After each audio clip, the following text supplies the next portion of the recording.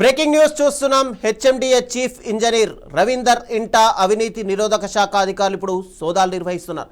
ఆదాయానికి మించి ఆస్తులు కూడబెట్టాడు అని చెప్పి పక్కా సమాచారంతో ఈ దాడులైతే జరుగుతున్నాయి. ఇక నానక్రామ్గూడలోని రవీందర్ నివాసంతో పాటు ఆయన బంధువులు, సన్నిహితుల ఇల్లు, కార్యాలయాలు కలిపి 15 ప్రాంతాల్లో తనిఖీలు కొనసాగుతున్నాయి. ఏసీబీ డీఎస్పీ మజీద్ అలీ ఖాన్ నేతృత్వంలో ఈ సోదాలు జరుగుతున్నట్టు తెలుస్తోంది.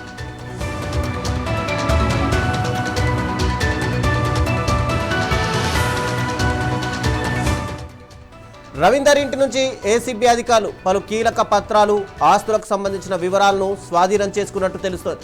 గత కొంతకాలంగా రవీందర్ అక్రమాస్తుల గురించి ఏసీబీకి చాలా ఫిర్యాదులు అందుతున్నాయి. వాటి ఆధారంగా పూర్తి స్థాయి విచారణ జరిపి ఈ రోజు తెల్లవారుజామున ఏకకాలంలో అటు ఏసీబీ అధికారులు దాడులు ప్రారంభించారు. ఈ సోదాల్లో మరిన్ని వివరాలు వెల్లడయ్యే అవకాశం కనిపిస్తోంది. అయితే అక్రమాస్తుల కేసులో రవీందర్పై చర్యలు ఎలా ఉంటాయో వెయిట్ చేసి చూడాలి.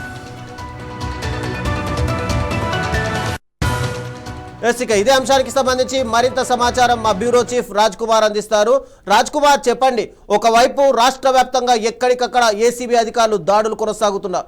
రోజు రోజుకు ఒక అవినీతి తిమింగలం దొరుకుతూనే ఉంది. అంటే ఏసీబీ దాడులు జరుగుతున్నా కూడా మేము దొరకమని చెప్పి వాళ్ళు ఏమైనా ఆలోచిస్తున్నట్టుగా అనిపిస్తుందా? రైట్ రవిచంద్ర, మరి HMDA chief engineer Bachchu Ravinder ఈరోజు ఆయనపై అవినీతి నిరోధక శాఖ ఏసీబీ అధికారులు ఆకస్మిక సోదాలు చేశారు, దాడులు చేశారు.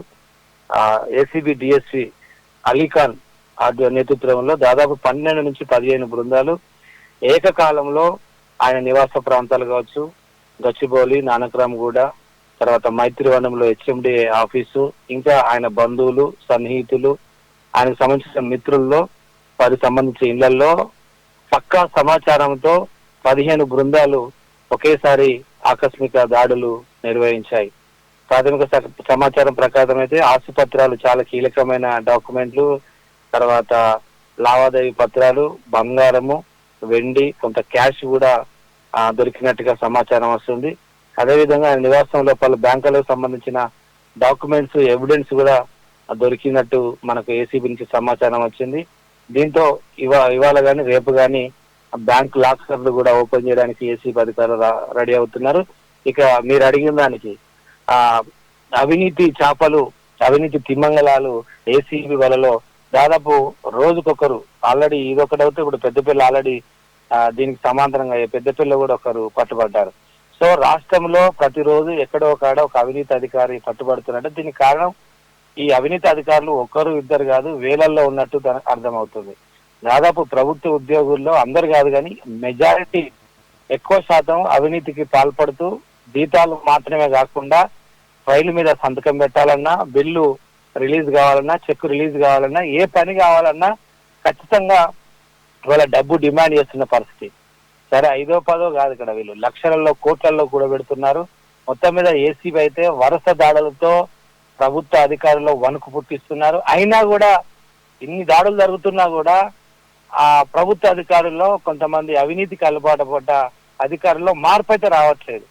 గడిచిన 3 నెలల నుంచి పడుతూ ఉంటే, మరి 3 నెలల క్రితం దాడులు జరిగితే ఈ రోజు పట్టుబడ్డ వ్యక్తి జాగ్రత్తగా ఉండాలి, ఎలాంటి లంచాలు తీసుకోకుండా ఉండాలి. కానీ భయపడడం లేదు. ఎందుకంటే ఒకవేళ పట్టుబడ్డా కూడా 4 రోజులు జైలుకి వెళ్తారు, మళ్ళీ బెయిల్ మీద వస్తారు, మళ్ళీ ఆ తర్వాత ఏదో ఒక రికమెండేషన్ తీసుకొని మళ్ళీ ప్రమోషనో లేకపోతే ఇంకొక వేరే ఊరికి ట్రాన్స్ఫర్ చేసే పరిస్థితి. అంటే దీన్ని బట్టి అర్థమవుతుందంటే భయం లేదు, మాకు ఉద్యోగం పోతుంది, జైలుకి వెళ్తాము, దీని ద్వారా పేరు పోతుందనే భయం లేకుండా ఇష్టానుసారంగా ప్రజల యొక్క రక్తం పీల్చుతున్నట్టుగా వీళ్ళు వ్యవహరిస్తున్న తీరును చాలా మంది ప్రజలు ద్వేషిస్తున్నారు. అయితే అందరు ప్రభుత్వ ఉద్యోగులు కాదు కానీ కొంతమంది ప్రభుత్వ ఉద్యోగుల వల్ల మొత్తం డిపార్ట్మెంట్కి అందరికీ చెడ్డ పేరు వస్తున్న పరిస్థితి. Ravichandra, thank you Raj Kumar.